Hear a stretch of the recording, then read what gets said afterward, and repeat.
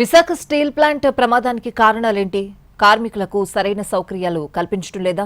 అదనపు పని ఒత్తిడి వారిని ఇబ్బందులకు గురిచేస్తోందా? విపక్షాలు, కార్మిక సంఘాలు ఏమంటున్నాయి? విశాఖ స్టీల్ ప్లాంట్ చరిత్రలో ల్యాడిల్ బ్లాస్ట్ కారణంగా ఇంత పెద్ద ప్రమాదం జరగడం ఇదే తొలిసారి అని కార్మిక సంఘాల నాయకులు ఆవేదన వ్యక్తం చేస్తున్నారు. ఇంతకు ప్రమాదానికి గల అసలు కారణాలేమిటి?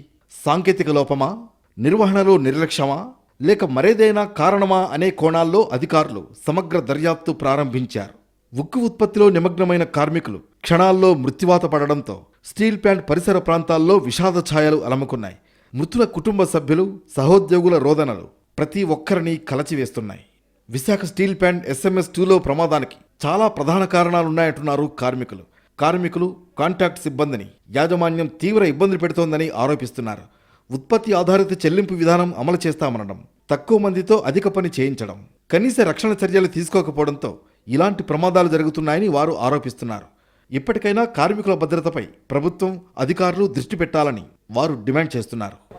సరైన భద్రతా చర్యలు తీసుకోకపోవడం, 20 మంది పనిచేయాలని మిషన్ దగ్గర కేవలం 12 మంది 13తో పనిచేస్తూ ఉన్నారు.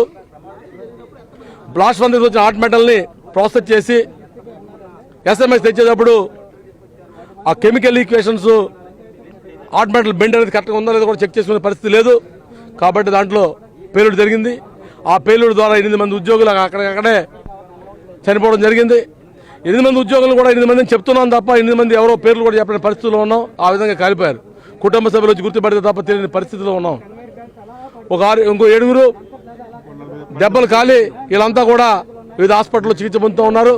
కార్మికులపై అదనపు పని ఒత్తిడి, అనుభవజ్ఞులైన ఎంప్లాయీస్ లేకపోవడం ఈ ప్రమాదానికి కారణాలుగా కనిపిస్తున్నాయన్నారు వైసీపీ నేత అమర్నాథ్.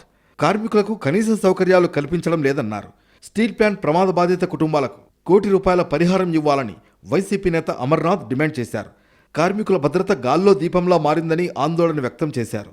ప్రభుత్వం, యాజమాన్యం బాధ్యత తీసుకోవాలన్నారు. ఎగ్జిస్టింగ్ స్టాఫ్ మీద అడిషనల్ బర్డన్ పెట్టడం, సేఫ్టీ ప్రికాషన్స్ అనేటువంటి తీసుకోకపోవడం, రెండోది సీనియారిటీ ఉన్నటువంటి ఎంప్లాయీస్ని వాళ్ళకి తోడుగా లేకపోవడం, ఎడిషనల్ ప్రెషర్ ఏంటంటే ఈ మధ్యకాలంలో చూసాం, ప్రొడక్షన్ లింక్డ్ శాలరీస్ ఇస్తాము, మీరు ఎంత ప్రొడక్షన్ తీసుకుని వస్తే ఆ షేర్లో మీకు జీతాలు ఇస్తాం అనేటువంటి పెట్టడం, వాళ్ళకు ఉన్నటువంటి పర్క్స్ అన్ని కూడా తీసేయడం, హౌస్ అలవెన్స్ ఎవరు, మెడికల్ ఇది ఎవరు, సేఫ్టీ ప్రికాషన్స్ తీసుకునేవారు, వాళ్ళకి ఇవ్వాల్సినటువంటి బోనస్లు ఉండవు, ఎగ్జిస్టింగ్ ఉన్నటువంటి శాలరీలు ఎవరు, ఏది ఇవ్వకుండా పనిచేసేటువంటి విధానంలో కూడా వారికి కావాల్సినటువంటి సేఫ్టీ ప్రికాషన్స్ కూడా ఇవ్వకపోతే ఎలాగా? సోమవారం సాయంత్రం లిక్విడ్ స్టీల్ తరలిస్తున్న వేళ ల్యాడిల్లో ఒక్కసారిగా భారీ పేలుడు సంభవించినట్లు అధికారులు తెలిపారు. పేలుడు ధాటికి ల్యాడిల్ నుంచి హాట్ మెటల్ బయటకు ఎగసిపడి సమీపంలో పనిచేస్తున్న కార్మికులపై పడడంతో పెద్ద ఎత్తున మంటలు చెలరేగాయి. పలువురు సజీవ దహనమయ్యారు.